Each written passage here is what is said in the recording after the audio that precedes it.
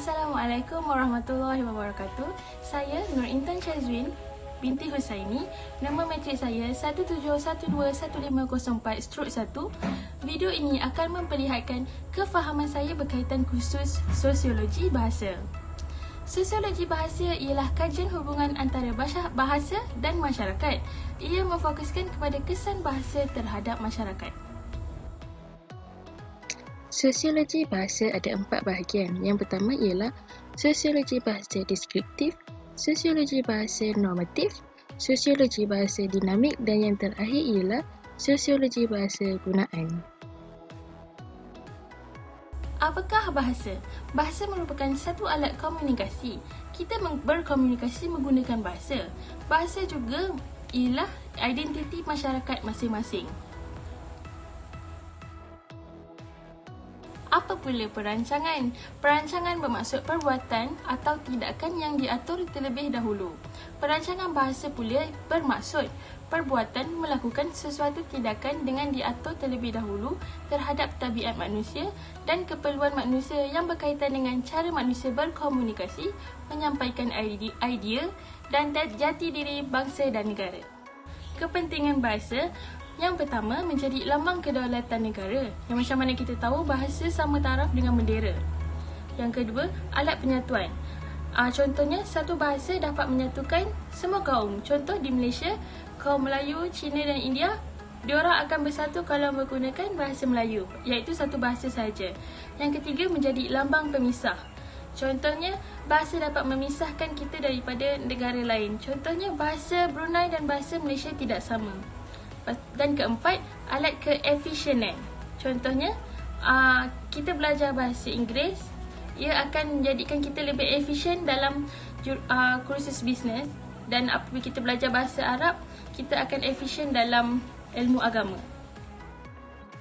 Peringkat perancangan bahasa bermula dengan perancangan terhadap perancangan bahasa, seterusnya perancangan taraf bahasa, perancangan korpus bahasa, seterusnya pelaksanaan dan akhir sekali ialah penilaian. Dasar bahasa ialah undang-undang yang ditetapkan oleh pemerintah sesebuah negara yang menetapkan garis panduan berhubung dengan sikap dan penggunaan bahasa dalam konteks kebangsaan. Komponen dasar bahasa ada 2, iaitu penentuan bahasa kebangsaan dan menempatkan kedudukan bahasa lain berdasarkan fungsi masing-masing. Menurut Fishman, beliau menentukan penentuan dasar bahasa berdasarkan tipologi. Terdapat 3 jenis penentuan bahasa iaitu jenis A, jenis B dan jenis C. Penentuan bahasa jenis A ianya tiada tradisi agung dan mengambil bahasa penjajah. Bagi jenis ini, penentuan tidak berdasarkan semangat kebangsaan. Contoh negara yang menentukan bahasa jenis ini ialah Argentina dan Brazil. Seterusnya, penentuan bahasa jenis B. Ianya ada tradisi agung. Bahasa pribumi dijadikan sebagai bahasa kebangsaan. Antara negara yang menggunakan penentuan jenis B ini adalah negara kita sendiri iaitu negara Malaysia dan Thailand. Ada banyak lagi negara tapi saya bagi 2 contoh sahaja. Jenis penentuan bahasa terakhir ialah jenis C. Jenis ini ianya ada lebih daripada satu tradisi agung. Setiap wilayah negara tersebut ada bahasa kebangsaan tersendiri. Perhubungan di pusat negara menggunakan bahasa perhubungan mereka sendiri, tapi di setiap wilayah ada bahasa-bahasa mereka sendiri. Contoh negara yang gunakan jenis C ialah India. Pelaksanaan terdapat 2 proses iaitu kodifikasi bahasa iaitu membakukan bahasa dan perluasan bahasa iaitu menambahkan unsur-unsur bahasa seperti menambahkan huruf dan fonem. Bahasa baku ialah kelainan bahasa yang menggambarkan keseragaman dan dalam fungsi dan bentuk. Kelainan baku terdapat 4 keefisienannya. Yang pertama, keefisienan sistem tulisan. Yang kedua, keefisienan sistem ejaan. Yang ketiga, keefisienan tata bahasa. Dan yang terakhir, keefisienan perbendaharaan kata. Antara badan-badan yang terlibat dalam perancangan bahasa ialah Dewan Bahasa dan Pustaka DBP, Jawatan Kuasa Tetap Bahasa Melayu, Majlis Bahasa Indonesia Malaysia, Majlis Bahasa Brunei Indonesia Malaysia, Unit bahasa dan maktab bahasa. Bahasa Melayu menggunakan sistem ejaan rumi kerana ejaannya yang efisien. Ejaan dapat menggambarkan fonologi bahasa Melayu. Dalam tulisan rumi juga, satu huruf mewakili satu bunyi dan mudah untuk membezakan antara kata dan frasa. Sistem ejaan rumi ada 26 abjad seperti kita tahu, 5 vokal, A, E, I, O, U dan 21 konsonan. Ada juga peraturan keselarasan vokal iaitu A dengan vokal A dengan I, contohnya katil, vokal A dengan U, basuh, vokal I dengan I, bilik, vokal U dengan I, putih, I dengan U, pikul, U dengan U, burung, E dengan I, petik, E dengan U, ketuk, O dengan O, pokok dan sebagainya. Sistem ejaan rumi bahasa Melayu ada 3 diftong. I contoh perkataan I, Au contoh perkataan pulau dan Oi contoh perkataan amboi. Dalam peraturan menggunakan huruf besar pula dalam tulisan rumi, boleh digunakan apabila melibatkan nama orang, mula ayat, ungkapan, suci agama, petikan langsung, gelaran hormat, nama negara dan lain-lain yang kita ketahui sendiri. Tulisan rumi italik pula digunakan apabila melibatkan petikan yang diambil dari penulisan dan nama saintifik seperti nama saintifik tumbuhan dan haiwan.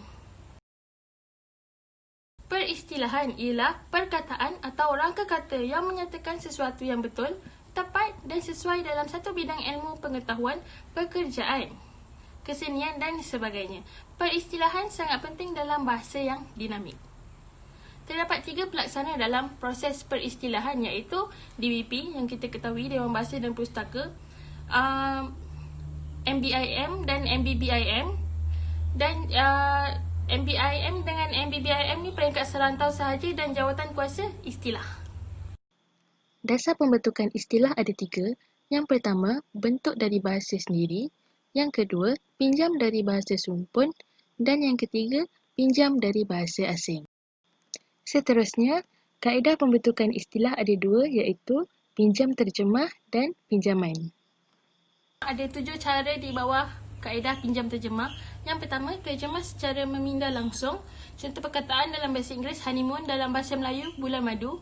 Yang kedua, terjemah secara memindahkan makna. Contoh, humidity dalam bahasa Inggeris dan kelembapan dalam bahasa Melayu. Yang ketiga, terjemah dengan konsep pengertian sedia ada dalam bahasa Melayu. Contoh, art dalam bahasa Inggeris dan seni dalam bahasa Melayu. Dan yang keempat, menyamakan dengan kata yang sedia ada dalam bahasa Melayu. Contoh, teater, panggung. Yang kelima, menghidup dan memperkenalkan kata yang sedia ada dengan menyesuaikan dengan konsep baru. Contohnya, cartilage dalam bahasa Melayu, rawan. Yang keenam, mengambil kata daripada dialek Melayu itu sendiri. Contoh, invest dalam bahasa Inggeris, dia menjadi labu dalam bahasa Melayu dan labu itu daripada dialek Negeri Sembilan. Okey, yang terakhir, memperluas makna asal dengan makna baru kepada rangkai kata untuk mendukung konsep ataupun makna baru. Contohnya, power dalam bahasa Inggeris, kuasa dalam bahasa Melayu. Dalam kaedah pinjaman ada 6 cara, iaitu yang pertama, istilah kaji hayat, iaitu menggunakan kata saintifik tersendiri. Contoh, badan air, Hippopotamus amphibius. Yang kedua, nama khas, untuk contoh nama negara, Cuba, Argentina. Yang ketiga, nama orang, contoh hukum Avogadro. Yang keempat, idiom yang ada pengertian khas, contoh de facto. 5. Istilah antarabangsa yang disesuaikan dengan ejaan bahasa Melayu. Contoh dia, thrombosis dalam bahasa Inggeris, tapi dia dalam bahasa Melayu dia juga sama, cuma ejaan dia berbeza. Thrombosis juga dia punya sebutan dia. Dan yang terakhir, istilah antarabangsa yang tak ada konsep dalam bahasa Melayu dengan ejaan bahasa Melayu. Contoh, komunisme dalam bahasa Melayu, komunisme. Perkamusan dia letak dekat dalam bidang leksikografi, iaitu bidang linguistik terapan yang merangkumi metod dan teknik penyusunan kamus. Ianya adalah satu usaha kodifikasi bahasa yang penting dalam pembinaan, pengembangan dan pembakuan bahasa. Ianya terletak di bawah peranan Dewan Bahasa dan Pustaka seperti kita tahulah DBP. Sekian sahaja video kefahaman saya berkaitan kursus sosiologi bahasa ini. Sekian, terima kasih.